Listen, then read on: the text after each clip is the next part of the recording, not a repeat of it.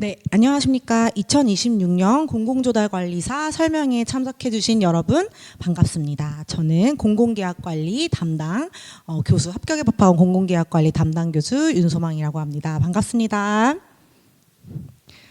네, 오늘 너무 많은 분들이 와주셔서 제가 너무 긴장되고 생각보다 이렇게 많은 분들이 공공조달관리사에 이제 관심을 가지게 되실지는 몰랐습니다. 그래서 늦은 시간에 이 자리에 와주셔서 정말 감사하다는 말씀을 드리고요. 오늘 유익하게 조금 가져가실 수 있도록 제가 많은 준비를 했으니까 오늘 얻어가시는 것이 많은 시간으로 조금 남았으면 좋겠습니다. 제가 이제 설명회를 준비를 하면서 좀 많은 고민을 했어요. 과연 이 많은 분들이 왜 이제 이 늦은 시간에 공공조달관리사에 어떤 부분들이 궁금할까라는 부분들 좀 많이 고민을 했고, 그래서 제가 내린 3가지의 질문 사항 등은 꼭 다뤄야겠다라는 부분들이 있었습니다. 그래서 첫 번째가 일단 과연 공공조달관리사 뭐냐? 도대체 어떤 자격증인지 이런 부분들이 좀 궁금해 하실 것 같고, 두 번째로 이런 공공조달관리사 그럼 비전이 뭐지? 어떤 비전이 있지? 1회차라는 거 말고 메리트가 뭐가 있지? 이런 부분들이 좀 궁금해하지 않을까라고 생각을 해봤습니다. 그리고 마지막으로 그러면 이렇게 매력이 있다라고 가정을 하시죠. 매력이 있는 이 비전이 있는 이 자격증을 어떻게 우리가 준비를 해야 할까라는 부분들이 가장 여러분들이 궁금해하시는 부분일 거라고 생각을 해서 조금 설명회 때 이러한 내용들을 다루고자 열심히 준비를 했습니다. 그래서 본격적으로 설명을 드리기에 앞서서 간략하게 저에 대해서 소개를 좀 해보도록 하겠습니다. 네, 저는 그 행정사 자격증을 취득을 하고 이제 기업을 대상으로 정보조달 컨설팅이랑 그다음에 정부 지원 사업 컨설팅을 진행을 하고 있습니다. 그래서 그 밖에 공공기관과 지방자치단체로부터 특정 사업을 위탁받아서 업무를 수행을 하고 있는데, 사업관리 업무를 수행을 하고 있는데요. 적게는 수천만 원에서 많게는 수십억 원에 해당하는 사업을 관리를 하고 있다 보니까 반드시 이제 공공계약 관리 관련된 법령을 지켜야 하고 국가에서 정할 룰을 반드시 따라야 하는 이러한 실무적인 상황에 놓여 있습니다. 그래서 저의 이러한 경험을 바탕으로 여러분들께 많은 정보들을 드릴 수 있도록 한번 노력을 해보겠습니다. 자, 이제 본격적으로 과연 이 공공조달관리사 뭔지 한번 말씀을 드려보겠습니다. 앞에서도 좀 설명을 드렸는데 이제 공공조달관리사란 무엇이냐? 2026년에 새롭게 실시하는 국가기술 자격증입니다. 조달청에서 만들었고요. 조달청에서 왜 만들었을까요? 이 자격증을 일단은 제가 이 왜 만들었는지에 대해서 한번 좀 생각을 해보기 위해서 이걸 한번 생각해 보시면 좋을 것 같아요. 공공조달 시장 2025년 공공조달 시장의 규모는 어느 정도일까요? 혹시 아시는 분 계실까요? 네, 그 공공조달 시장이 날이 갈수록 이제 증가를 하고 있는데 규모가 이제 2025년 기준으로 약 225조 원이라고 합니다. 사실 제가 한 번도 가져본 돈이 아니어서 이 정도가 어느 정도 금액인지 될 감도 안 오지만 2026년에는 더 늘어난다라고 해요. 그래서 이렇게 규모가 커지는 상황에서 당연히 기업 입장에서 정부와 계약을 체결하는 것들이 반드시 뭐 하고 싶겠죠, 당연히. 그러다 보니까 정부 입장에서는, 즉 조달청 입장에서는 이렇게 예산이 많아지는데 기업의 참여도 늘어나는데 기업에서 일을 수행을 할 전문가들이 굉장히 부족한 거예요. 그래서 같이 일하다 보니까 좀 우리의 룰을 잘 이해를 못하는 것 같고 예산도 늘어나는데 이걸 좀 비효율적으로 집행을 하는 것 같고 한 그러한 문제점들이 이제 많았겠죠. 그래서 그런 문제를 해결하기 위해서 실무 전문가를 양성을 하기 위해 이제 공공조달관리사라는 자격을 만들게 된 것 같습니다. 자, 그렇다면 이런 공공조달관리사 비전이 뭘까요? 1회다? 너무 좋은 기회죠. 그럼 비전이 뭘까요? 앞서 말씀드린 것처럼 저희가 225조 시장이다 보니까 이 시장 규모가 어마어마해요. 그래서 이 어마어마한 시장 규모에 국가에서 인정해주는 전문가라는 게 이제 새롭게 생긴 거잖아요. 그래서 공공조달관리사, 즉 기업에서 이러한 공공조달 관련된 실무를 수행하기 위한 전문가가 어디 있는지 이제 찾아보겠죠. 그러면 국가에서 인정한 자격증, 즉 공공조달관리사라는 이제 전문 자격사가 이제 나타나게 됩니다. 이런 부분들이 크게 메리트가 될 수 있을 것 같습니다. 비전이 될 수 있을 것 같고요. 저희는 먼저 준비함으로써 이런 시장의 수요에 이제 맞춰서 조금 진행을 할 수 있다라는 점이 큰 메리트가 될 것 같습니다. 또 비전이 뭐가 있을까요? 제가 생각한 비전은 이거는 이제 저의 주관적인 생각인데 아마도 이게 조달청에서 만들지 않았겠습니까? 그러다 보니까 사실 조달청에서 좀 가산점을 또 주지 않을까? 이런 공공조달관리사의 자격을 부여하고 있는 자격을 가지고 있는 구성원을 가지고 있는 회사의 경우에는 좀 더 가산점이나 이런 부분들 주지 않을까라는 생각을 사실 저는 약간 하고 있습니다. 그래서 이러한 기대와 이러한 비전을 가지고 저희는 이 시험을 준비한다라고 생각을 해주시면 좀 더 이 시험이 얼마나 가치 있는지 좀 생각을 해보실 수 있을 것 같은데요. 그래서 저희는 이런 마음가짐으로 같이 준비를 했으면 좋겠다 싶어서 말씀을 드리게 됐습니다. 자, 그렇다면 뭐 어떤 자격증인지 알겠고 비전이 뭔지 알겠어. 그러면 이 공부 어떻게 해야 돼? 라는 이제 질문이 남았네요. 이제 거기에 대한 부분들을 본격적으로 설명을 드리기 앞서서 일단은 제가 조금 요청드리고 싶고 권고드리고 싶은 내용이 있습니다. 앞에 이제 최일환 교수, 신정태 교수의 과목인 1, 2과목을 좀 먼저 학습을 하고 오시면 어떨까라는 말씀을 좀 드립니다. 왜냐하면 1과목이 전체적인 개요이고요.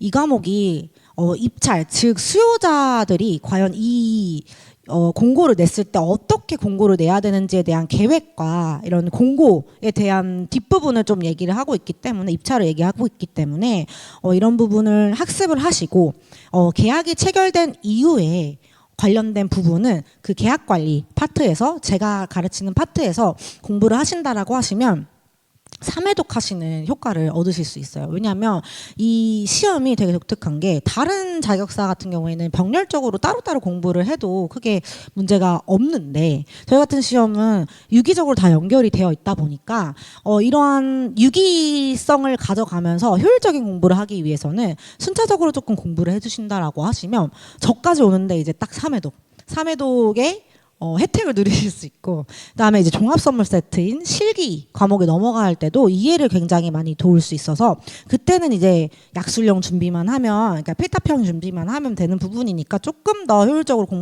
공부하실 수 있지 않을까라는 점 때문에 좀 먼저 공부를 순차적으로 좀 한번 해보셔라라고 말씀을 드려보겠습니다. 자, 이제 본격적으로 공공계약 관리에 대한 시험 준비를 어떻게 해야 되는지 말씀을 드려보도록 하겠습니다. 저희가 3과목이고요. 30문제고 그다음에 사지선다형 CBT로 진행이 됩니다. 그래서 지금 이렇게 나온 목차의 경우에는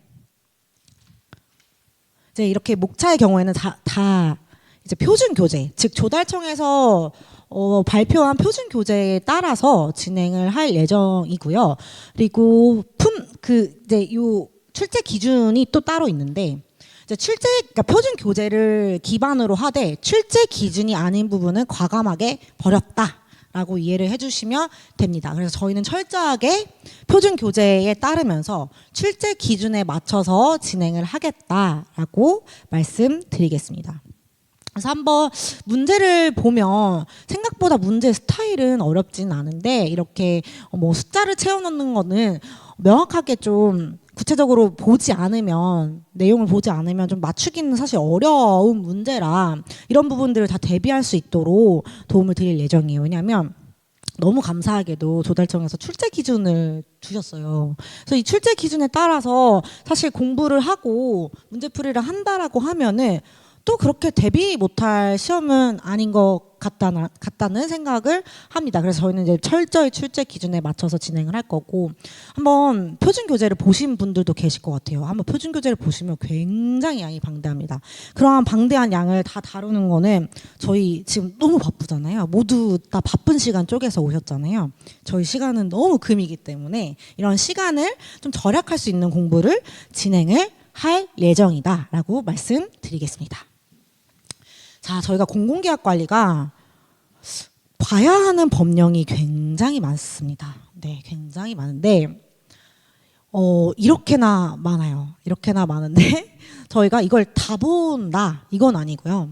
이 중에 이제 시험에 나온 거 출제 기준에 맞는 부분만 보게 될 겁니다. 그래서 출제 기준에 따라서 조금 추려본 게 한 20개 이상 정도 되는 것 같아요. 관련 법령이. 그래서 저희가 20개 정도의 법령을 좀 다루게 될 텐데, 제가 국가계약법 그 법령정보센터에 한번 가보시면은 국가계약법을 클릭을 하고 세부적인 법령 체계도를 보면 진짜 한 200개가 나오더라고요. 그 세부 하위 항목에. 그 200개가 사실 저희가 실무에 가게 되면 다루게 될 부분들이긴 합니다. 물론 뭐 모든 걸 실무에서 다 다룬다 이건 아니겠지만 많은 계약을 하다 보면 이 실무에서 다루기 마련이죠. 나중에는 찾는 방법만 알면 됩니다. 아무튼 근데 이제 그 중에서도 시험에 나오는 걸 추리는 게 이제 20개 정도라고 말씀을 드리고, 근데 그것도 너무 양이 많잖아요. 그렇기 때문에 이 양을 제가 좀 줄여드리려고 크게 4가지 꼭지로 한번 구분을 해봤습니다. 저희 핵심 법령, 즉 기본 법령인 국가계약법과 지방계약법 저희가 공부를 할 거고요. 이 국가계약법과 지방계약법은 우리 공공조달의 뿌리 법령이다라고 이해해 주시면 됩니다. 제가 말씀드린 법령은 법, 시행령, 시행규칙 다 포함입니다. 그리고 이제 공공조달의 경우에는 이제 아무래도 나라장터를 이용해서 하다 보니까 전자조달 관련된 부분의 이해가 반드시 필수적입니다. 또 앞에 말씀드린 것처럼 저희가 뭐 계약 일반도 하지만 공사 물품 용역이라고 계약 목적물별로 또 상이하게 또 세부적인 기준을 배워요. 그렇다 보니까 특히 공공계약, 죄송합니다. 공사계약을 조금 이해하기 위해서는 건설산업기본법을 반드시 이해해야 합니다. 건설산업기본법을 이해하지 않고는 공사계약을 논할 수가 없습니다. 그래서 저희가 이 산업에 대한 부분들도 조금 배울 거라는 점 이해해 주시면 되겠고요. 공공조달이 크게 2가지로 나눌 수 있습니다. 중앙정부, 그다음에 지방정부. 자, 중앙정부와 지방정부에 따라서 구분이 되기 때문에 여기는 국가계약법, 여기는 지방계약법에 따르고 있습니다. 그래서 중앙조달의 경우에는 기획재정부 예규가 적용이 될 거예요. 기재부라고 작성하겠습니다. 그다음에 지방정부 같은 경우에는 행안부 예규가 적용이 됩니다. 그래서 저희가 이렇게 구조를 잡는 게 굉장히 중요해요. 그래서 이런 식으로 저희가 좀 알려드릴 거고, 어렵지 않게 최대한 쉽게 접근하실 수 있도록 이해를 도울 수 있도록 도와드리도록 하겠습니다. 그래서 그렇게 배울 거고, 목적물별로 크게 이제 3가지 뭐 조건들을 배울 건데, 그 목적물별로 다 이제 일반 조건, 특수 조건들이 있어요. 이제 여러 가지 이제 뿌리를 봤다라고 하면은 각 특성별로 또 계약 세부 기준이 있을 거 아니에요. 용역 따로, 물품 따로. 그래서 그런 것들을 규정하고 있는 게 공사계약 일반조, 공사계약 경우에는 공사계약 일반 특수 조건, 물품은 또 물품 일반 특수 조건, 그다음에 용역은 용역 일반 특수 조건이 있습니다. 네, 마지막으로 이제 4번째로 저희가 한번 같이 배우게 될 거는 다수공급자 계약이라는 건데요. 공공조달의 되게 독특한 계약의 특성입니다. 그래서 다수공급자 계약에 대한 부분들도 같이 학습을 할 거라는 점 이해를 해주시면 됩니다. 그래서 제가 많은 법령을 말씀을 드렸는데 사실 이거를 단편적으로 학습을 하시면 굉장히 시간이 많이 걸립니다. 벌써 이제 카페가 활성화됐더라고요. 제가 한번 카페에 들어가 보니까 공부를 그 필사를 하시는 분을 봤어요. 필사를 하시는데 그 관련 법령을 다 필사를 하시는데 정말 대단하다 생각을 했습니다. 사실 그렇게 필사를 하면 굉장히 좀 평면적이기도 하고 사실 공부를 너무 많이 해야 되는 부분이어서 어느 정도 좀 기본기나 전체적인 체계를 아는 게 아니라고 하면 권해드리고 싶진 않아요. 근데 좀 시간이 지나고 막판에 뭔가 어떠한 세부적인 부분들을 조금 이해하고 싶다라고 하시면 필사하는 것도 나쁘지는 않지만 지금 단계에서 가장 시작하는 단계에서 필사보다는 전체적인 큰 구분을 이해를 하고 숲을 보고 그 다음에 나무를 찾아가는 형태로 진행을 하면 좋을 것 같습니다. 그래서 저희의 방향성은 이렇게 방대한 이제 계약 관련된 법령을 조금 시험 목적에 맞춰서 출제 기준에 맞춰서 기본에 충실하면서도 전체 흐름을 즉 숲을 볼 수 있는 강의를 진행을 하도록 하겠습니다.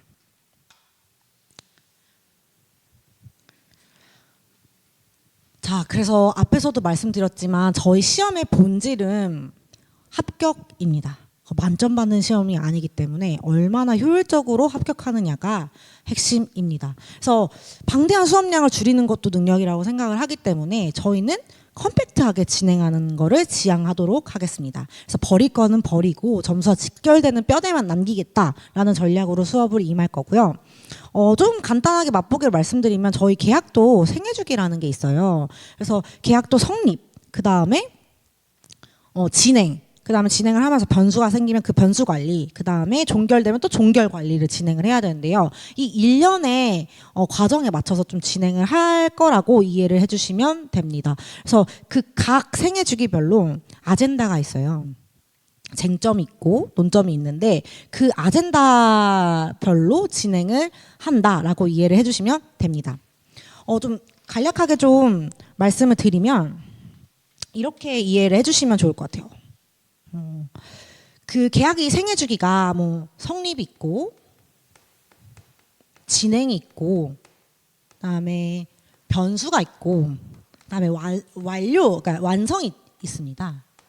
거기에 이제 물품 이제 간단하게 좀 그려볼게요. 또 악필인데 물품 그다음에 용역 그다음에 공사 뭐 이런 식으로 구성이 되어 있다고 이해해 주시면 되는데요. 그러니까 여기 안에 다 아젠다들이 있을 거예요. 쟁점들이. 이러한 쟁점들을 취해서 전체적인 큰 그림을 그릴 수 있게끔 해드리고 공통된 부분은 굳이 이제 공부를 꼭 안 해도 되는 거니까 이런 부분들 좀 뽑아드린다라고 이해를 해주시면 됩니다. 그래서 저희는 가장 효율적인 공부를 진행을 할 거다라고 이해를 해주시면 감사하겠습니다.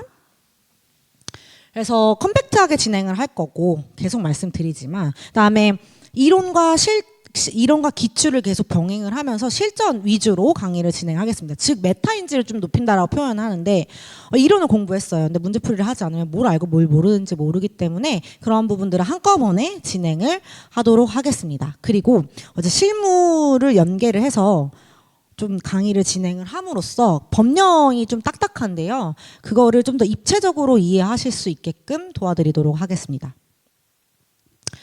자, 여기 오신 여러분 모두 긴 시간 동안 들어주셔서 감사하고요. 정말 여기 오신 모든 여러분들의 합격을 기원을 하면서 저는 이만 마무리하도록 하겠습니다. 네, 감사합니다.